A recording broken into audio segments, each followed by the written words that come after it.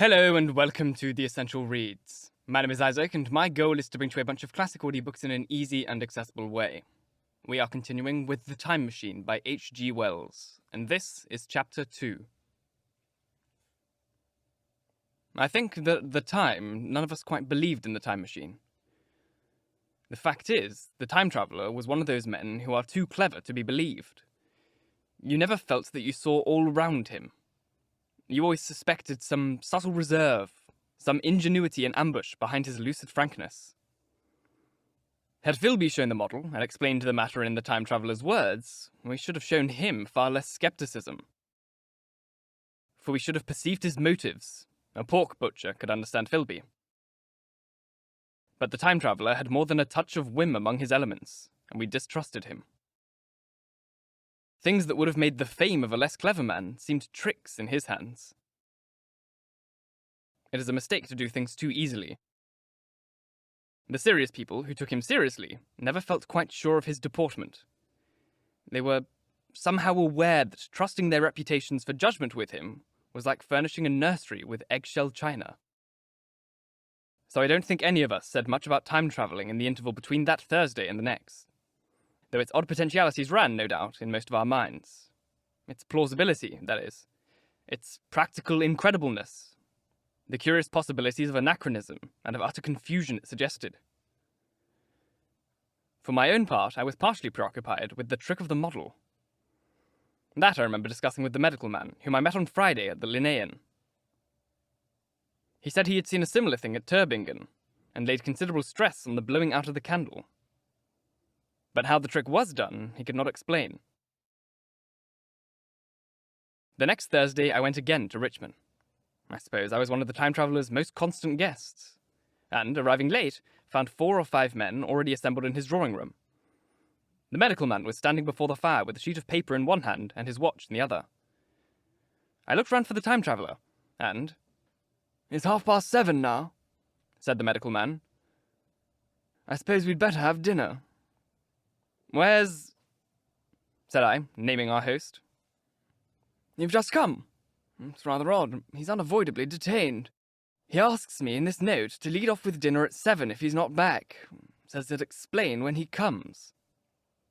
"It seems a pity to let the dinner spoil," said the editor of a well-known daily paper, and thereupon the doctor rang the bell. The psychologist was the only person besides the doctor and myself who had attended the previous dinner. The other men were Blank, the editor aforementioned, a certain journalist, and another, a quiet, shy man with a beard whom I didn't know, and who, as far as my observations went, never opened his mouth all the evening. There was some speculation at the dinner table about the time traveller's absence, and I suggested time travelling in a half-jocular spirit. The editor wanted that explained to him, and the psychologist volunteered a wooden account of the ingenious paradox and trick we had witnessed that day week. He was in the midst of his exposition when the door from the corridor opened slowly and without noise. I was facing the door and saw it first. "Hello," I said, at last. The door opened wider, and the time traveller stood before us. I gave a cry of surprise. "Good heavens, man, what is the matter?" cried the medical man, who saw him next, and the whole table turned towards the door. He was in an amazing plight. His coat was dusty and dirty, and smeared with green down the sleeves. His hair disordered, and, as it seemed to me, greyer. Either with dust and dirt, or because its colour had actually faded. His face was ghastly pale. His chin had a brown cut on it. A cut half-healed. His expression was haggard and drawn, as by intense suffering. For a moment he hesitated in the doorway, as if he had been dazed by the light. Then he came into the room. He walked with just such a limp as I have seen in footsore tramps. We stared at him in silence, expecting him to speak. He said not a word, but came painfully to the table, and made a motion towards the wine. The editor filled a glass of champagne and pushed it towards him. He drained it, and it seemed to do him good, for he looked round at the table, and the ghost of his old smile flickered across his face. "What on earth have you been up to, man?" said the doctor. The time traveller did not seem to hear. "Don't let me disturb you," he said with a certain faltering articulation. I'm all right.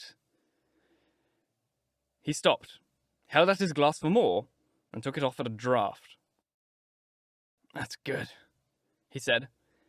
His eyes grew brighter, and a faint colour came into his cheeks.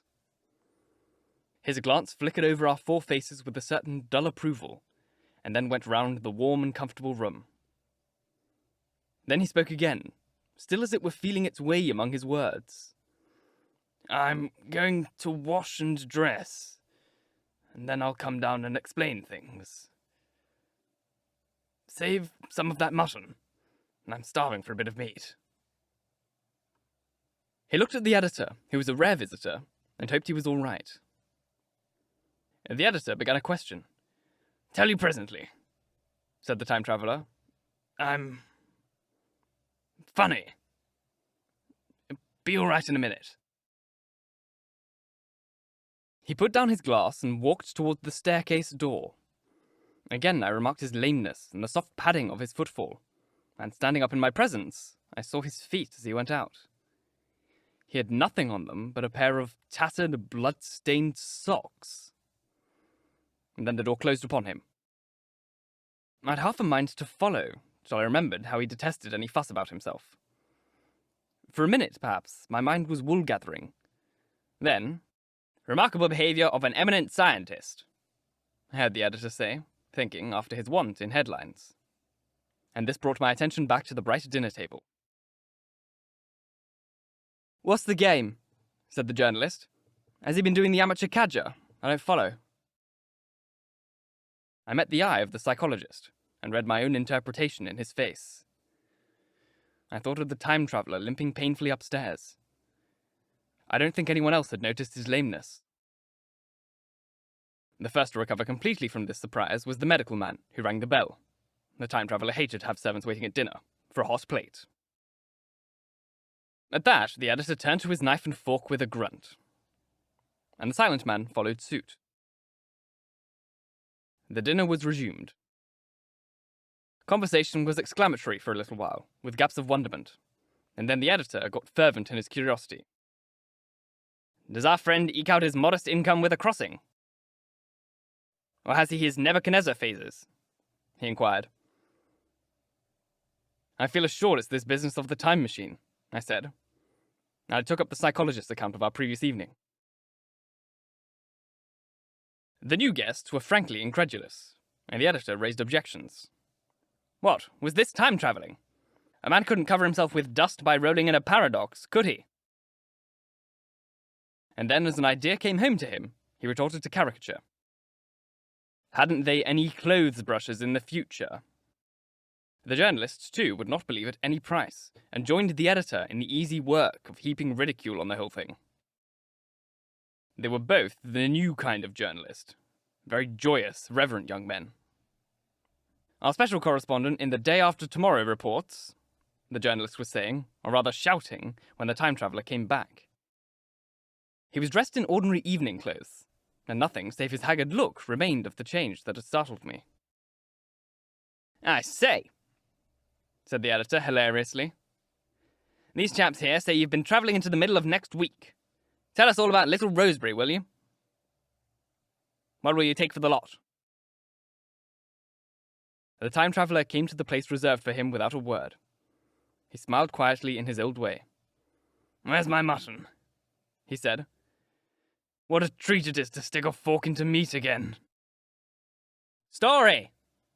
Cried the editor. Story be damned, said the time traveller. I want something to eat. I won't say a word till I get some peptone in my arteries. Thanks. And a salt. One word, said I. Have you been time travelling? Yes, said the time traveller with his mouth full, nodding his head. I'd give a shilling a line for a verbatim note, said the editor. The time traveller pushed his glass towards the silent man, and rang it with his fingernail. At which the silent man, who had been staring at his face, started convulsively, and poured him wine. The rest of the dinner was uncomfortable. For my own part, sudden questions kept on rising to my lips. and I dare say it was the same with the others. The journalist tried to relieve the tension by telling anecdotes of Hetty Potter. The time traveller devoted his attention to his dinner and displayed the appetite of a tramp. The medical man smoked a cigar and watched the time traveller through his eyelashes. The silent man seemed even more clumsy than usual and drank champagne with regularity and determination out of sheer nervousness. At last, the time traveller pushed his plate away and looked round us. "I suppose I must apologize," he said. "I was simply starving. I've had a most amazing time." He reached out his hand for a cigar and cut the end.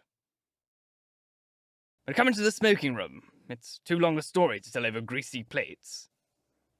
And, ringing the bell in passing, he led the way into the adjoining room. "Have you told blank, dash, and chose about the machine?" he said to me, leaning back in his easy chair and naming the 3 new guests.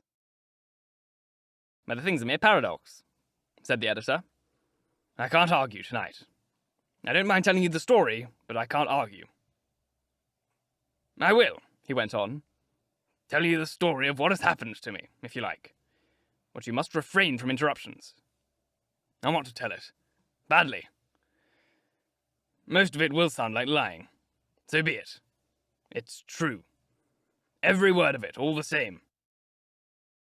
I was in my laboratory at 4 o'clock, and since then, I've lived 8 days. Such days as no human being ever lived before. I'm nearly worn out, but I shan't sleep till I've told this thing over to you. Then I shall go to bed. But no interruptions. Is it agreed?" "Agreed," said the editor, and the rest of us echoed agreed.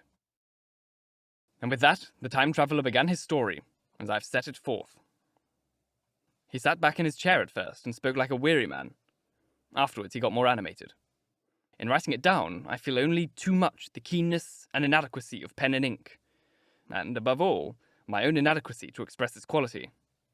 You read, I suppose, attentively enough, but you cannot see the speaker's white, sincere face in the bright circle of the little lamp, nor hear the intonation of his voice. You cannot know how his expression followed the turns of his story. Most of us hearers were in shadow, for the candles in the smoking room had not been lighted, and only the face of the journalist and the legs of the silent man from the knees downward were illuminated. At first, we glanced now and then at each other. After a time, we ceased to do that, and only looked at the time traveller's face. Thank you so very much for listening. If you enjoyed, please like, comment, share, all that jazz. And if you really enjoyed, do subscribe, because there is more to come. If you're listening on podcast, please leave a review, as it helps get this in front of as many people as possible, and reading your reviews really makes my day. If you want to support the show further, you can click on screen now to the Ko-Fi link that is here, or you can find the same link in the description box. It's like an extra way to support the show, donation thing to me, because I don't actually get paid for podcast listens. I only get paid for YouTube watches, so any extra support that you can and are willing to give me would be very, very much so appreciated. Once again, thank you very much for listening, and until next time, bye-bye.